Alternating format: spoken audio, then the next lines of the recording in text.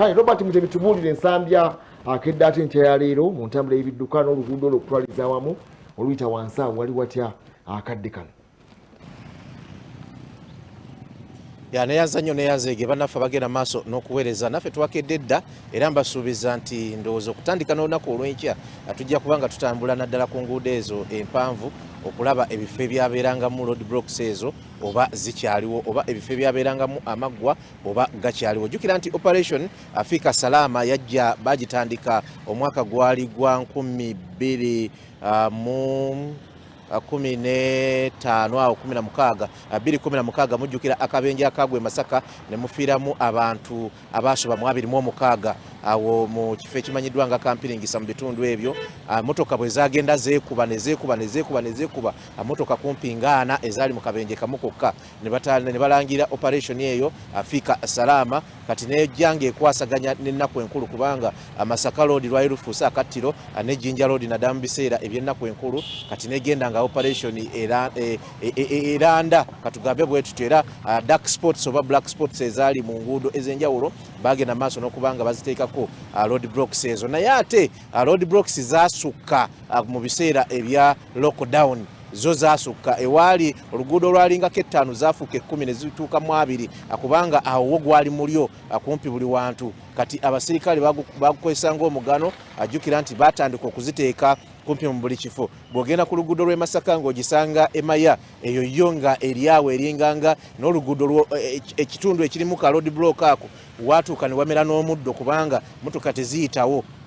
Bw'ovaawo Emaya noddamu okugisanga ku bikondo empigi nga wakava ku kigenda empigi mu tawuni awo ku bikondo n'osangawo road block endala nayo y'amaanyi nnyo. Ezimu baazikola ne bateekako amaggwa ne bateekako n'ebigoma kati ng'ebiri wano nga okuyitawo ogenda mwetoolola bwetoolozi bwe muti. Jjukira basooka ne bateeza eri ne basiba n'ezeeno zino ne zitambula. Bw'ogivaako eyo n'osanga eri mu bibira ekampiringisa ezo 3 ey'ekampiringisa bw'ogivaako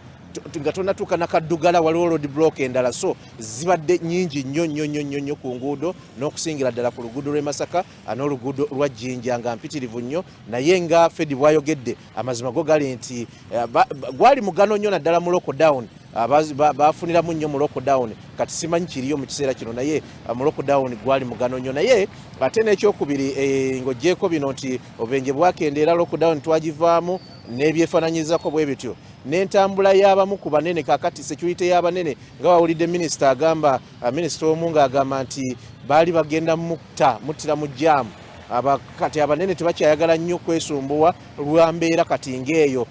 ziyinza okubeera sports z'abantu abatemu abayinza okutajetinga abantu abanene mu ggwanga ne bagenda maaso n'okubatta oba n'okubajja mu bulamu bw'ensi eno oba n'okubakolako obulabe nga ne mukulembeze yennyini mwali kyovola nti pulezidenti ye waaba ayita kaakati enguudo zonna buli kidduka kisibwa n'asooka agenda oba mumazeemu essaawa 3 mu jjaamu oba 4 oba 5 mmwe mumanyi naye alina obulamu bw'okusooka nga bwo buli secured ate mmwe nammwe mulabike nti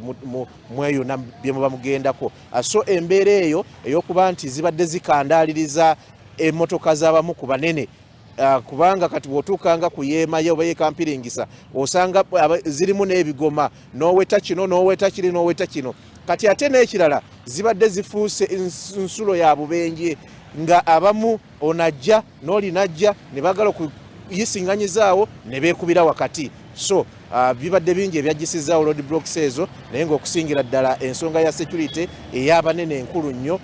we zibadde ziri kubanga babadde bakandaalirizibwa nnyo eyinza okubeera soft target ey'abannaffe ababanoonya bo nga bwe balowooza era nga bwe bagamba n'ensonga endala naye tujja kgenda ku nguudo ez'enjawulo tulabe obanga road blocks zino zikyaliko obanga tezikyaliko era wonna ezibadde era ebyo tujja kuba nga tubatuusaako gobeera bubeezi ku programu eno Omusunsuzi buli kimu tujja kuba nga tukibaleetera. Abannaffe abakedde okutambulira Nsambya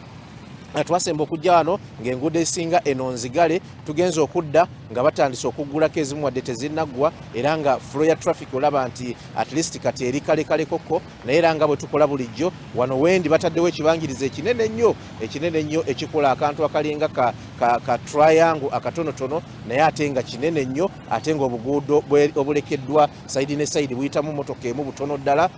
ekibuuzo ne kisigala nga kiriwo lwaki kino kinene nnyo ate nga obusigadde eri butono nnyo naye bannaffe abayunula n'abagera maaso n'okukola enguudo be batusinga okumanya ku bino ebintu bye bakola era obukugu bubeera gye bali gwagenda mu bitundu eby'Ensambya ekiriyo kyekyo motoka zitambula bulungi okuva ku bitaala byawali ebigenda ekibuli n'okugatta ku Nsambya motoka awo zibadde zitambula bulungi tewali buzibu bwonna akuggwe ayambuka oba agenda mu bitundu ebya Kabalagala Kansanga gaba n'okwetoloola emmotoka awo zibadde zitambula bulungi naye nga naawe ava mu bitundu eby'Ensambya ku ddwaliro Kevin n'awalala ava mu bitundu ebya Katwe Makindye n'okwetoloola awo ng'ogenda kukozesa enguudo zino oba ng'okozesa enguudo zino naawe tolina buzibu bwonna kutuuka ku sharing oba ku sharing hall motoka zibadde zitambula bulungi n'enguudo zennyini ezisala okuva Katwe okutuuka wano zibadde zitambula bulungi yonna gye tuyitidde mu nguudo ezaakolebwa obulungi ennyo mu bitundu eby'Ekatwe motoka zibadde zitambula bulungi nga tewali buzibu bwonna era nga abantu bakedde kubanga batambula jamu tewali mu kitundu kino naye njagala okutegeeza nti bw'ova ku bitaala ebyawo Ensambya wansi wogenda okusanga akanyamberege kubanga awo enguudo zo diversions nnyingi kyekisinga obukulu diversions nnyingi ate emmotoka eziva erudde eno Ensambya neziva mu bitundu ebyeggaba ezikirira awo nazo zibadde nnyingi nnyo era zireeseewo akanyigo okuvira ddala awo okuyingirira ddala ekibuga nga weetaaga eddakiika eziri wakati w'15 n'eddakiika nga 35 okubanga osomoka busomosaawe wali esawa ya Queen n'oba nga oweta okutuuka mu kibuga wakati kubanga akanyamberegeko wekali akajjaamu akyali mungi erudde naye nga zo zitambula kubanga n'abasirikale ba traffic wetuyitiddewo nga batandise dda okukola ogwabwe ogw'okufuuwa firimbi okuta n'okusiba motoka okulabika nti abantu ekibuga bakiyingira awamu n'okukifuluma obulungi naye nga bw'oziraba bwe zikkirira ezo zonna zeegenda ne zeenyigira ewantu wamu kuba obuguudo obwafunziddwa ennyo olw'enguudo ezikolebwa mu bitundu ebyo ebiddirira ewali esawa ya Queen n'okuyingira okufaya awo police fire awo weeri awo wonna omugotteko gubadde gukyali mungi nnyo nnyini ddala gwe agenda mu bitundu eby'ekibuli wetuyitiddewo nga tewali mbeera yonna eyinza kutaataganya gwagenda okugjako gwate ayingira awo nga bwe nkugambye wewali obuzibu bwokka nti bw'oba osusse eri waggulu ekibuli ku CID n'oba ng'ogguka wano awo ogenda okusanga akanyigo ng'era bw'okalaba wano nti ko katandise dda okubanga akalaga ki kye kalina okulaga mu bitundu biri ebya Jinja Road kuggwe ava mu bitundu ebyetoolodde awo ku monitor n'okwetooloola awo kuleerwe n'okusala n'okugenda ku bitaala bya Jinja Road ate nayo embeera ebadde simbi nnyo okujjako nti motoka zeesibamukko okumala eddakiika nga nazo 10-15 okutuuka ku bitaala bya Jinja Road naye nga bw'oba osussaawo ate tojja kusanga mbeera yonna egenda kubanga ekutaataganya mu ntambula ey'olunaku olwaleero ku makya embeera erudde eno bweti bweyimiridde mwe abava mu bitundu eby'Ekatwe abava mu bitundu ebya Usaafi n'okwetooloola awo nga muggukira awo wennyini era nga namwe mugenda kujoyininga ewali essaawa ya Queen mwe ate obuzibu weebuli akuggwe ayita awo okuva ku Kafumbe Mukasa ne weetooloola awo n'oba ng'ogenda ku faya awo jaamu ye waali olina kubeera bubeezi mu kumiikiriza kubanga kyatandise dda okulabika nti kyekwata okuviira ddala Ekatwe waggulu okulabika nti oyitira ddala awo wo eddakiika zisukka ne mu 15 n'asatu ze mbagambye kubanga ate zo zeesiba nnyo n'okusinga bwe zeesiba wano we tuli essaawa zino naye nga na wano olaba nti kitandise okulabika nti kikwata okuviira ddala eno ekyengulu gye tuli ku Total Petrol Station eya munnaffe we tugumbye olwaleero olaba nti jaamu atandise okubanga akwata. Muhammad Wamala Fedi Nabwire ne Faruk Sesaze ambalamusizaako ak'ensusso kambaddiza omuzindaalo mugende maaso n'okuweereza naye olunaku olw'enkya tujja kulondoola n'okugoberera ate ebifo ebibaddemu amaggwago tulabe oba bakkiriza okugajjamu oba bakyalemeddeko okubanga bakyagalemezza mu nguudo mugende maaso n'okuweereza. Kale gwe bali mutebi munnaffe njala kumuuzaayo kamu kokka abantu badde beemulugunya nga bagamba lwaki pulezidenti yalagira Ssaabaminisita okuba nti yateekesa kino mu nkola. Ssaabaminisita tulina ministry namba ekwatibwa ku internal affairs tulina ministry evunanyizibwa ne Ssaabaduumizi wa poliisi yennyini nakuba nti oza Ssaabaminisita obaolyawo naye mutebi naawe oyinza obbaako n'ensonga ey'enjawulo okwemulugunya kwa bannayuganda nga bagamba directive okugiwa Ssaabaminisita lwaki tebagambye Martins okwoza okyolo obaolyawo kubanga era bwe kyavudde ate eri kyazze kyagenda okukakkana wansi munteekateeka bali badde bagambye oli tulina minisita Jeno Katumba Wamala kale simanyi gwe ndowoozayo badde ba boda nga beemulugunya oyinza okubalambika ku lwa bannayuganda naawe ndowooza ku ekyo katono nnyo. Wamala sikuwulidde bulungi ki kyogambye president kyawadde Ssaabaminisita okukolako oba okwogerako? Ennyini ey'okujja road blocks ku nguudo baagiwadde Ssaabaminisita baagikwasa era agiteekesa mu nkola.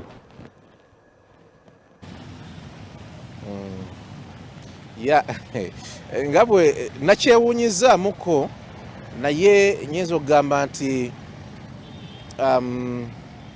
ekiseera kati kye tulimu olabira ddala nti kati owakabina akanene agenda kubanga afambooko kubanga olaba nti kumpi buli kimu ekigenda mu maaso mu ggwanga ng'ogyekoko minisita n'abakooba olaba nti omuntu omulala ali mu kkowe ery'okubanga tawummula akola guno na guli ye Ssaabaminisita. Kiringa ng'ekiraga nti bw'abeera nga Ssaabaminisita ofiisi ye etwala buli kimu era eri waggulu wa ofiisi z'abaminisitaazi bonna mu mbeera emu oba mu nteekateeka emu oba endala. Naye ekyokubiri minisita Nabbanja mu kisanja kino ekyamulonderwamu alaze nti